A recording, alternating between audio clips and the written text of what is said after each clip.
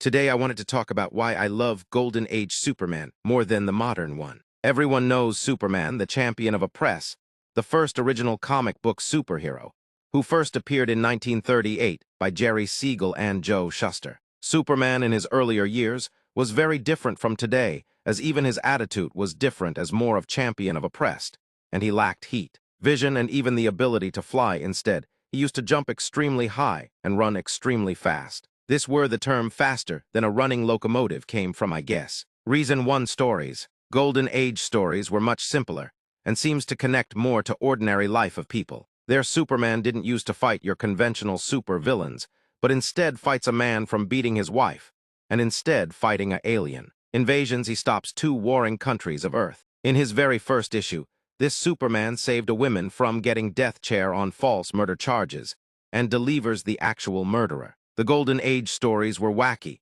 There is a story about Superman impersonating and trapping a high school football player to play the match instead of him, and when the actual student arrives, they switch places with each other. Then there is a story about Superman beating a man for teaching children to be thieves, and then Superman protected the children from getting caught by police, also to give them another chance to be a providing member of the society. This issue ultimately ends with Superman destroying the slumps the children live in, so the government will give them better residential services. Reason 2 art style. I like more the art style of Golden Age of comics. I don't know why, but their simplicity adds some sort of charm to them. I like most is that the pages are not filled with unnecessary clutter.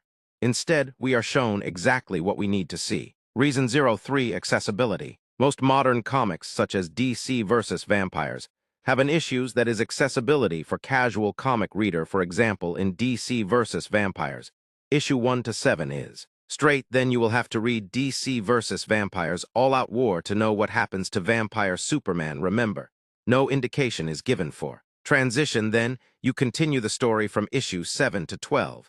And those who didn't check the All-Out War will never know and will always wonder what happened to the Vampire of Tomorrow. Golden Age comic stories lasted mostly only 1 issue, and you didn't have to read the previous issues to know what's going on. There are references, but it is not ultimately required.